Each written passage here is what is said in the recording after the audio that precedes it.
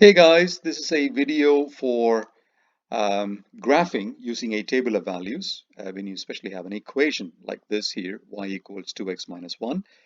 And so on the left side, you can substitute, or you can choose the numbers that you want for the left side. So I'm going to choose -1, -2, -1, 0, 1 and 2. You could also choose numbers like 0, 1, 2, 3, 4, or you can choose 2, 4, 6, 8, 10. Any number in any order you can choose. So on the right side, we have to calculate the y value. To do that, we take the x value from the first column and substitute in to the second column wherever there is x. So that'll be 2 times. So instead of the x here, substitute a -2 there, and what you get here is -5. Do the same thing for the second number, like so. You will get -3. Substituting 0 into it, you get -1. Substituting 1 for x, I get +1. And substituting 2, you get a 3. And once you have these numbers, what you can do is you can put them on a grid. And I have a grid right here. So I'm going to substitute them here. So x value is -2, y value is -5. So x value is -2 and y value is -5. That would be that point there. The same way, x value -1 and y value of -3,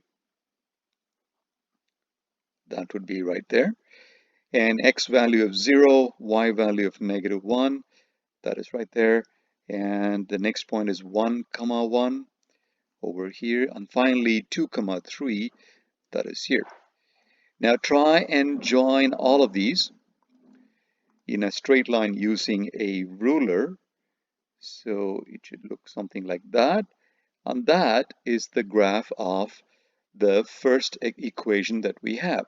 And it's always good practice now to write the equation to show that if you're plotting more than one line on the same grid, it can get confusing. So it's a good idea to write the equation like that, right on top of the line. What if you have an equation that looks like the second one here with a fraction for the slope?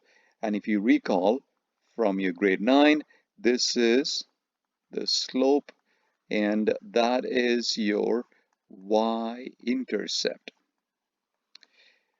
Okay, it's the same way for the first one as well.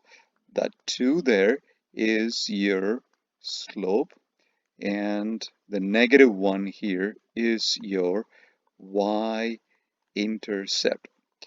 Now, when you have a fraction, even though you can choose any number for the x to get the value of y, it's sometimes smart to choose some numbers where the answers will not be decimals on the right side. For example, let's say I choose, say, -5 here. So on the right side, I have to substitute -2/5 multiplied by -5 plus 1. So what we have here is the numerator -5, the denominator 5 cancels, you get a -1. So now you have -1 times -2, which is a +2. You can put that in and you can get a integer number. Now if I didn't put -5 there, I will get a fraction. So it's a good idea to choose numbers that are multiples of the denominator. So here it'll be -2/5. I substitute a -10 plus 1. The -5 goes into -10, -2 times, and the answer here is a 5. When you put a 0, 0 is always the simplest of substitutions because it makes anything multiplied by 0 as 0. So you will get a 1, and I'm using a +5, -2/5, +5. If you cancel those, and then you get a -1. And finally, you can use something like a -10. So -2/5. put a, not sorry, I'm sorry, not -10. We have to follow the pattern. We're using a +10. So put a +10 here. +1, the 5 goes into 10 twice, and then you substitute that.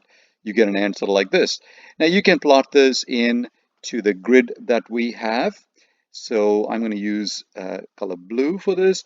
The first point is -10 right there and 5. So -10 and 5 is somewhere there.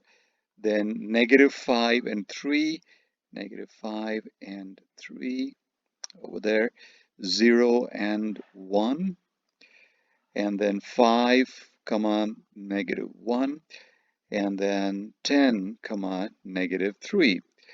And now joining all these points using a ruler, you get a line like that. And it is a good idea, again, like I mentioned before, to write the equation of the line on top of the line. This way we know which equation corresponds to which line in the graph. See you guys in the next video.